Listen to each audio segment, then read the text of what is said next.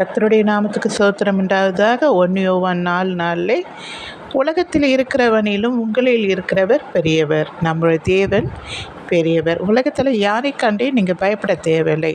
அவங்க பெரிய அதிகாரி, அவர் ஒரு போலீஸ், அவர் ஒரு வக்கீல், அவர் ஒரு பெரிய எங்கள் குடும்பத்தில் பெரிய பணக்காரர், மூத்தார் ரொம்ப கோவக்காரர், இப்படி நிறைய விஷயத்துக்காக நீங்கள் பயப்படுகிறீர்களா? நீங்கள் பயப்படாதீர்கள். நம்ம தேவன், நம்மக்கிட்ட இருக்கிற தேவன் பெரியவர். நீங்கள் அவங்களை குறித்து கவலைப்பட வேண்டாம். நீங்கள் ஆண்டவர் சொல்கிறார், நீங்கள் சும்மா இருங்க, நான் உங்களுக்காக யுத்தம் பண்ணுவேன் என்று சொல்கிறார். தேவனிடத்தில் எல்லாவற்றையும் ஒப்பு கொடுங்கள். நாங்கள் எந்த தப்பு செய்யலை டேடி, எங்களை இப்படியாக கஷ்டப்படுத்துகிறார்கள், நமக்கு தெரியாத ஒன்றும் இல்லை, உங்களுக்கு எல்லாமே தெரியும், நீங்கள் பார்த்துக்குங்க அப்படின்னு ஆண்டவர்கிட்ட எல்லாவற்றையும் ஒப்பு கொடுத்துட்டு நீங்கள் தைரியமாக இருங்கள். அவங்களை குறித்து நீங்கள் கவலைப்பட தேவையில்லை. அது மட்டும் இல்லை, உலகத்தில் இருக்கிற சாத்தானிலும் நம்மில் இருக்கிறவர் மிகவும் பெரியவர். அவர் சாத்தானின் சகல வல்லமையை மேற்கொள்வதற்கு நமக்கு அதிகாரம் கொடுத்து தந்துள்ளார். லூக்கா 10:19 சொல்லப்பட்டிருக்கிறது. அதனால் சாத்தானுக்கு கண்டு கூட நீங்கள் பயப்பட தேவையில்லை.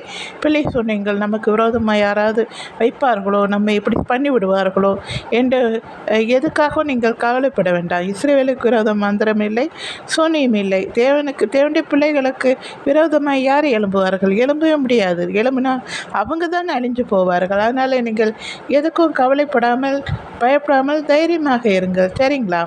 அதே மாதிரி உபாகம் புத்தகத்திலே 28:7 சொல்லப்பட்டிருக்குது, உனக்கு விரோதமாய் எழும்பும் சத்துருக்களை கர்த்தர் உனக்கு முன்பாக முறியடிக்கப்படும் படி ஒப்பு கொடுப்பார். ஒரு வழியாய் உனக்கு எதிராக புறப்பட்டு வருவார்கள், 7 வழியாய் உனக்கு முன்பாக ஓடி போவார்கள். அது நீங்கள் காண்பீங்க. சரிங்களா? வருவார்கள், ஆனால் வருவாங்க, ஆனால் 7 வழி, எத்தனை வழியாக போவாங்களாம்?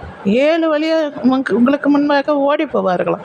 அந்த அளவுக்கு தேவன் நம்ம அருகிலே பெரியவராக நிற்கும் போது நீங்கள் எதற்கும் பயப்பட தேவையில்லை. சரிங்களா?